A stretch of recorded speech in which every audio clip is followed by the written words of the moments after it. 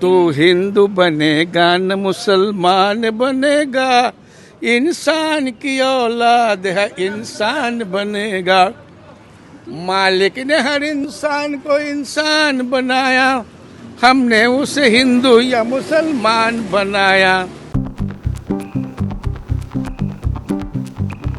जो BNP chief हैं, जो अब प्रधानमंत्री बनेंगे, तारिक जिया, उन्होंने आह्वान किया है कि सड़कों पर जश्न ना हो और लोग इस तरीके से नमाज ऑफर करके नए बांग्लादेश के लिए दुआ करें। पहले मस्जिद से निकले हैं और वो अपने मदर के ग्रेवयार्ड पर जा रहे हैं। तारिक रहमान साहब, We thank Prime Minister Narendra Modi for congratulating our leader Tariq Rahman. कितने खुश हैं आप लोग? कितने खुश हैं आप लोग? Well, the government is forming. We're very happy. अब जो तारिक रहमान का बीएनपी को जो सीट्स मिले हैं, उससे ऐसा लग रहा है कि जैसे कोई एक तरह का कंसोलिडेशन हुआ है 1971 के जो स्पिरिट है उसके तरफ। बांग्लादेश खुश है, अच्छा आदमी है। जो सुनता है वो नहीं है, जो नहीं सुनता है वो है। कैसे हैं आप लोगों के जज्बात, कैसे हैं? It's a great feeling. Great feeling. After a long time, right मिला वोट देने का। भारत और बांग्लादेश के सामने एक बहुत बड़ा समझौता का जो नवीकरण है, जो रिन्यूअल होना है, वो बाकी है।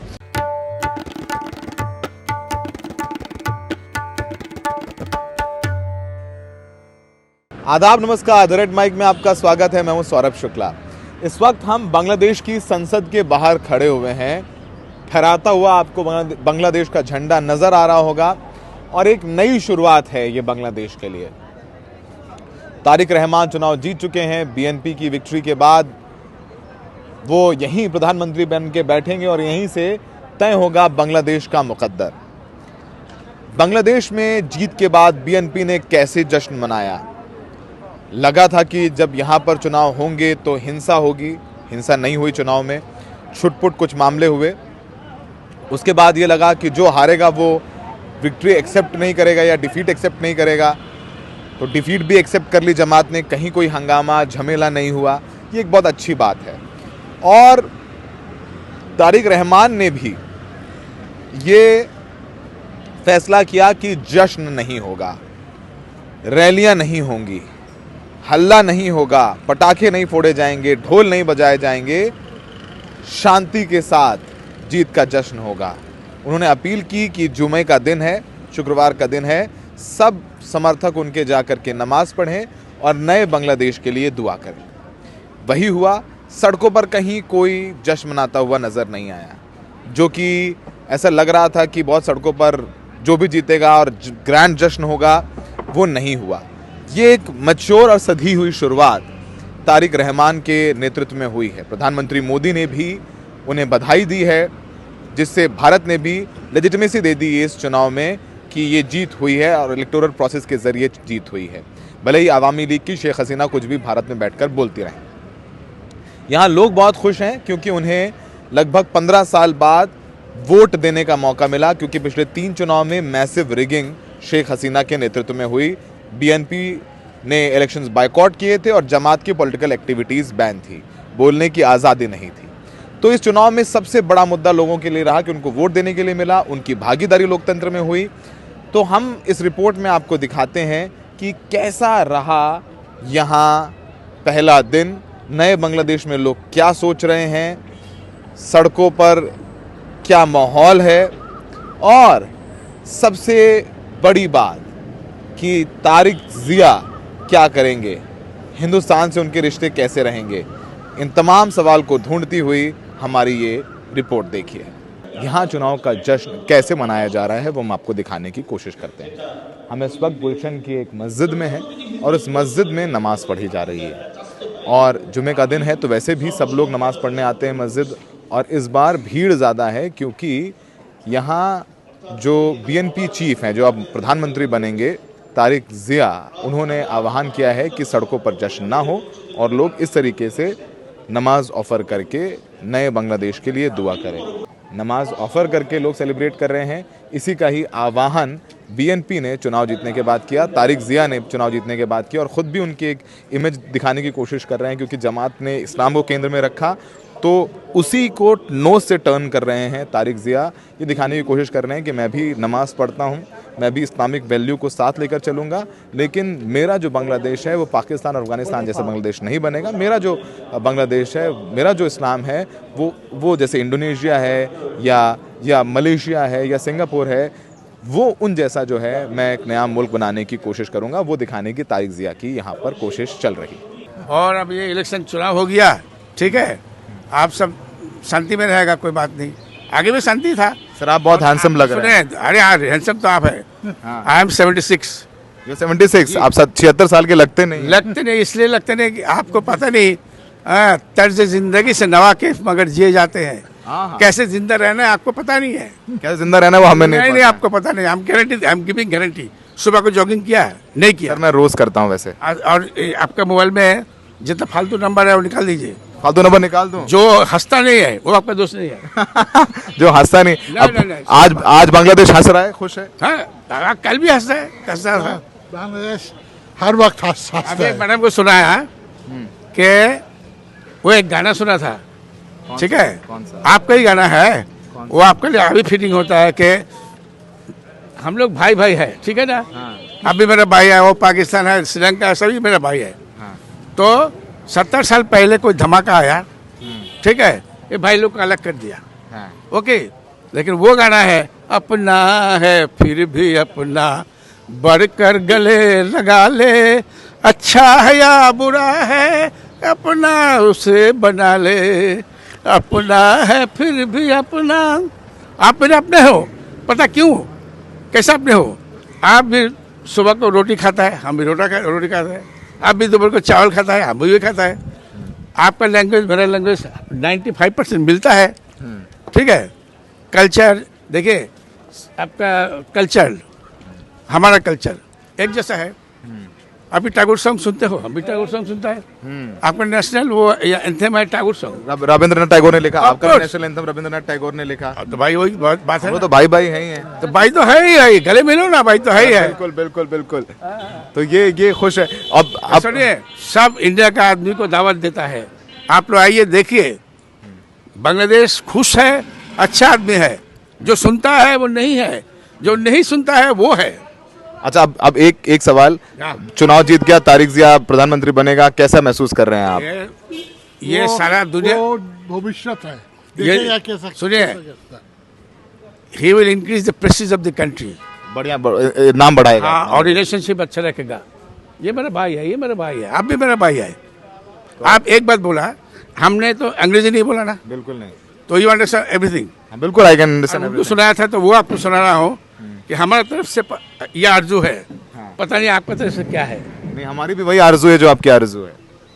तो मेरे साथ बोलिए। बिल्कुल, बोलिए मैम। ये आरजू है, ये आरजू है, दोस्त बन के तेरे साथ रहूं, दोस्त बन के तेरे साथ रहूं, और धड़कते दिल की सदा बन के तेरे साथ रहूं, धड़कते दिल की सदा बन के तेरे साथ रहूं, सदा बन के तेरे साथ रहूं। मिलो बहार के मानींद हर जमीन पे तुझे, मिलूं बहार के माफिक हर जमीन पर तुझे, मिलो बहार के मानींद मिलो बहार के मानी इंद्र हर जमीन में तुझे, हर जमीन में तुझे, हर आसमां पे घटा बन के तेरे साथ रहूं। हर आसमां ये आरज़ू है कि दोस्त बन के तेरे साथ रहूं और धड़कते दिल की सदा बन के तेरे साथ रहूं। ये हमारा सोच है। आप तो दिल जीत लिया सर, आपने सबका दिल, आपने हिंदुस्तानियों का भी दिल जीत लिया आप सबको दावत देता है। इंडियन जितना हमारे भाई लोग है ना, सबको दावत देता है। आप लोग आइए, आप देखिए, ठीक है।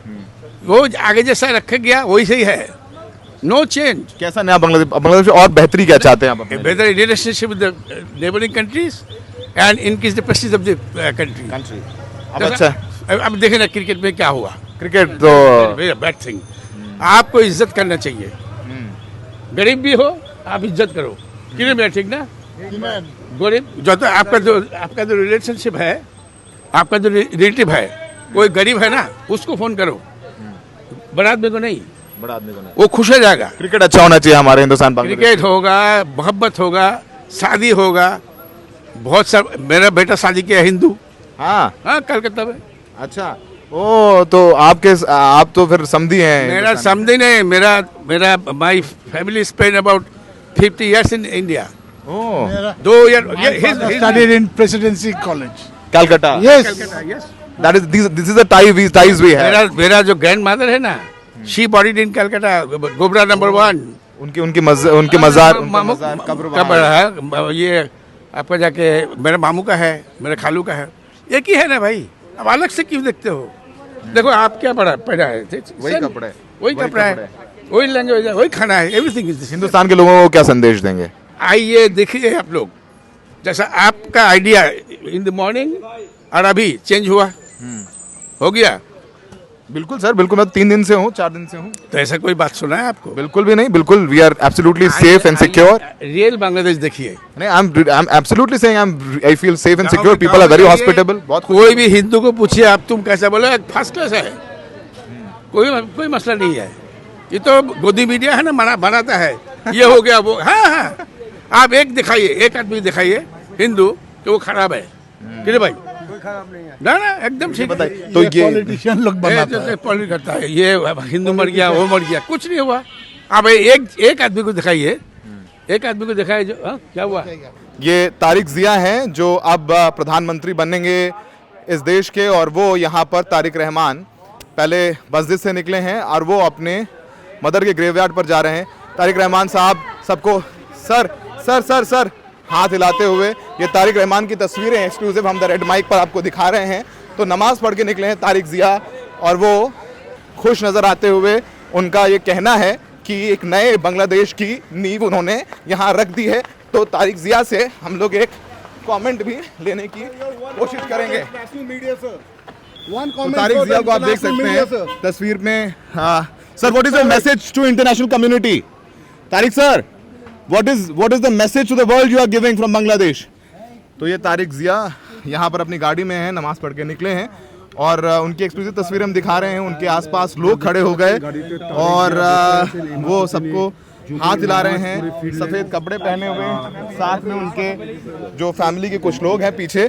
तो ये तस्वीरें हम आपको दिखा रहे हैं, और वो हाथ हिलाते हुए, कोई बयान नहीं दिया, शांतिपूर्ण तरीके से वो यहाँ से निकले हैं, और वो अपनी माँ की कब्र पर भी गए, वहाँ पर भी उन्होंने फूल चढ़ाए।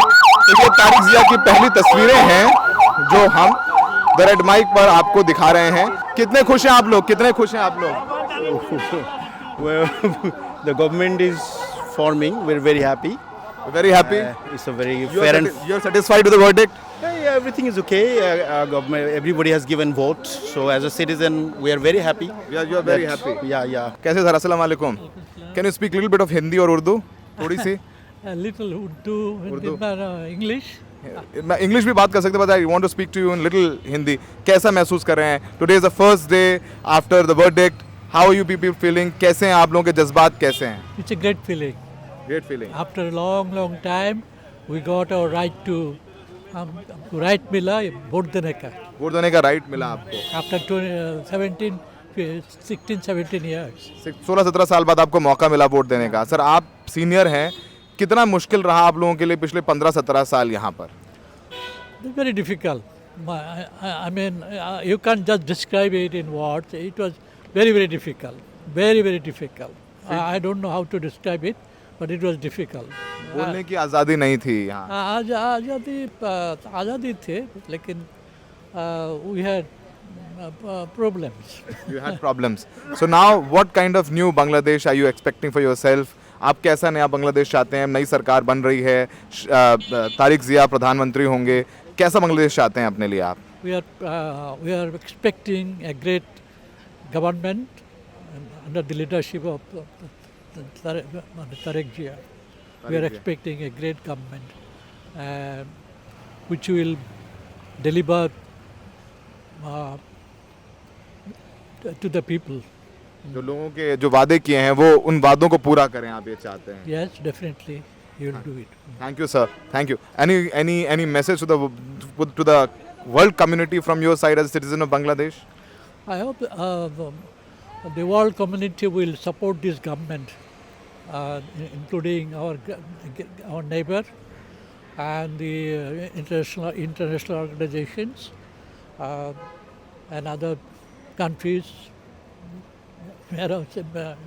our neighboring countries, China, India also, yeah. कैसा फील कर रहे हैं आज नई सरकार बन गई, कितने खुश हैं? We have to wait for some more time, but it's expected, and we are all happy that a peaceful election has taken place. Because an honest election, whoever the party is, will give you an honest result. In Bangladesh, you see, after you lose the election, you are discredited, you have to go away, you have to flee, because dishonesty brings you disrespect. And when it is an honest election, it's good for everybody, even for the whole world. So honesty is very important, and you think that it was an honest elections for you? Very, very honest. I have never seen, in my age, I'm 72. इतना honest election नहीं देखा आपने? Never. What are you expecting कि आगे आने वाले 5 साल कैसे होंगे? तारिक जिया प्रधानमंत्री होंगे, उन्होंने कहा सेलिब्रेशंस मत करो, I tell you, नमाज पढ़ो. Their old party, they're more experienced, but they have old logs who can be good, who can be bad, because they were bad people sometime. They have done. पहले पूरी चीजें की हैं इन लोगों ने.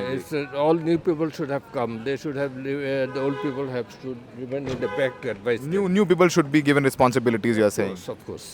Yes, they have to start new with new promise that will serve our country in a good way. Thank you so very much, sir. Best wishes. कैसे हैं आप? आप अच्छा है. नमाज ऑफर करी आपने? नमाज पढ़ेगा. क्या मांगा आपने? अल्लाह का में दुआ मांगा है.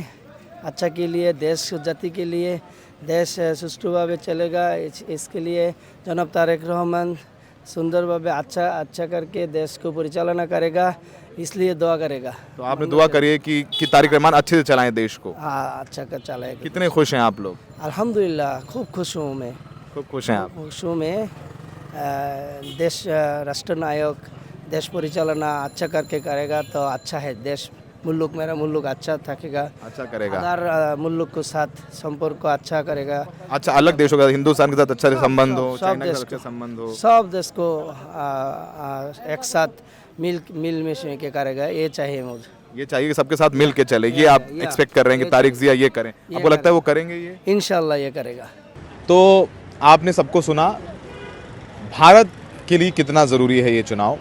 हमने द हिंदू के कलोल भट्टाचार्य से बात की, जो बांग्लादेश दशकों से आ रहे हैं, यहाँ की राजनीति को भी समझते हैं और भारतीय पर्सपेक्टिव को वो बहुत अच्छे से समझा रहे हैं कि कैसे देख रहे हैं वो इस चुनाव को. प्रधानमंत्री मोदी ने बधाई दी है, तो यानी हिंदुस्तान ने एक्सेप्ट कर लिया, लेजिटिमेसी दे दी जो वर्डिक्ट आया है. और हमें लग रहा था कि अंदर से हिंदुस्तान चाह रहा था कि बीएनपी जीते, जमात से बेहतर है. तो अब हिंदुस्तान से ताल्लुक़ कैसे रहेंगे, क्योंकि हमारे दोनों मुल्कों के बीच बहुत खटास आ गई है. इनफैक्ट आप भी यहाँ ट्रैवल कर रहे होंगे, तो एक तबका तो चाहता है कि हिंदुस्तान के साथ अच्छा रिलेशन हो, लेकिन लोग नाराज़ हैं. उनका कहना है कि हिंदुस्तान हमें बिलिटिल करता है, हमें नीचे समझता है. तो हिंदुस्तान के साथ रिश्ते कैसे रहेंगे अब, और ख़ासकर प्रधानमंत्री मोदी ने ट्वीट करके शुरुआत कर दी है. जी, शुरुआत तो हो गया है, पर ये शुरुआत अगर 4 साल पहले होता तो बांग्लादेश के लिए अच्छा होता, भारत के साथ जो बांग्लादेश के रिश्ते हैं उसके लिए भी अच्छा होता. बट एक जो सबसे ज़रूरी बात है, इस वक्त भारत और बांग्लादेश के सामने एक बहुत बड़ा समझौता का जो नवीकरण है, जो रिन्यूअल होना है, वो बाकी है. और वो समझौता है गंगा वाटर ट्रीटी जो है, वो 96 में शेख हसीना के ज़माने में करवाया गया था और उसको इस साल रिन्यू करना है. और उसके रिन्यूअल के पहले बहुत ज़्यादा रिसर्च, पढ़ाई और नेगोशिएशंस की ज़रूरत है, और उसके लिए समय बहुत कम है. तो दोनों तरफ के जो डिप्लोमेट्स हैं, मिनिस्टर्स हैं, उनको जल्द से जल्द मिलना है और इस ट्रीटी को दिसंबर से पहले इसको तैयार करके इसको रिन्यू करना है. तो इसके लिए पॉलिटिकल विल की ज़रूरत है. दोनों तरफ से जो पॉलिटिकल लीडरशिप है उनकी तरफ से ग्रीन सिग्नल मिलना ज़रूरी है. वो पहली बात है. दूसरा, जो बॉर्डर किलिंग्स हो रहे हैं इंडिया के तरफ से बांग्लादेश के लोगों की जो हत्याएं होती है टाइम टू टाइम, उसको बिल्कुल बंद करना पड़ेगा. ठीक है, बायलैटरल रिलेशन के लिए इसको रोकना बहुत ज़रूरी है. हमारे मीडिया में हम लोग इस चीज़ को हाईलाइट नहीं करते, पर बांग्लादेश के मीडिया में हर हफ्ते 1.5 हफ्ते में आपको ये दिखाई देता है कि हमारे एक बांग्लादेश के नागरिक का हत्या हो गया, बीएसएफ ने गोली मार दी. ये जो खबरें हैं ना, ये शायद किसी भी लॉ एंड ऑर्डर इशू के चलते हो या फिर स्मगलिंग के चलते हो, इसका रेजोल्यूशन होना बहुत ज़रूरी है. अगर इस तरह के हादसे होंगे तो रिश्तों में बहुत ज़्यादा और जो दरार है इस वक्त ये और बढ़ता जाएगा. तो मेरे ख्याल से ये छोटे छोटे जो चीज़ें हैं इसको बहुत रेडिली एड्रेस करना पड़ेगा। और जो प्रधानमंत्री मोदी का ये जो संदेश है ये भी दिखाता है कितने जल्दी इतिहास मोड़ सकता है ना। अभी 1.5 साल 2 साल पहले जब हम ऑफिशियल्स को कहते थे कि जी बीएनपी के साथ भी थोड़ा सा बातचीत जारी रखिए, तो वो लोग कहते थे कि हम बीएनपी को बिल्कुल ट्रस्ट नहीं करते। आज देखिए क्या ज़माना आ गया कि भाई जो 1971 का ताकत हम पहले जिसके नहीं मानते थे, आज बीएनपी वो ही 1971 को रिप्रेजेंट कर रहा है। वो मुक्ति अंदर दादा। और क्रिकेट बहुत इंपॉर्टेंट है, मुस्तफिजुर रहमान के का बाहर जाना यहाँ लोगों को, क्योंकि हम समझ रहे हैं कि क्रिकेट हमारे हिंदुस्तान की तरह यहाँ मुझे लगता है लोग ज़्यादा क्रिकेट क्रेजी हैं, तो मुस्तफिजुर रहमान वाला मामला हुआ, केकेआर से बाहर करना, इन लोगों को बड़ी चोट लगी है, बड़े बड़े आहत हैं वो। आई थिंक एक वो बहुत बड़ा टर्निंग पॉइंट है यहाँ पर, जो एक एंटी इंडिया सेंटिमेंट है। क्योंकि देखिए बांग्लादेश दरअसल फुटबॉल का देश है। यहाँ पे मोहम्मडन स्पोर्टिंग जो है उसका बहुत पुराना फैन बेस रहा है। और जो पुराने यानी कि जो सीनियर्स जो है बांग्लादेश के नागरिक, उनके लिए फ़ुटबॉल बहुत मायने रखता है। पहले के ज़माने में मोहन बगान वर्सेस मोहम्मडन स्पोर्टिंग जब मैच गेम्स होते थे, टूर्नामेंट्स होते थे, तो बहुत इमोशनल आउटबर्स्ट देखने को मिलते थे ढाका और कलकत्ता दोनों शहरों में। पर अभी क्या है कि यंग जो पॉपुलेशन है उसके लिए क्रिकेट बहुत इंपॉर्टेंट होगी कि अब बांग्लादेश एक क्रिकेट पावर बन चुका है। अब इस मौके पर जो मुस्तफिजुर के साथ जो हुआ है इसका बहुत निगेटिव इम्पैक्ट पड़ा है। ख़ास तौर से जो जेन जी के जो लड़के लड़कियां हैं, जो कॉलेज के हैं, स्टूडेंट्स हैं स्कूल्स में, हाई सेकेंडरी स्कूल्स में, वो लोग हमको भी कहे कि देखिए ये बहुत गलत हुआ हमारे स्टार के साथ।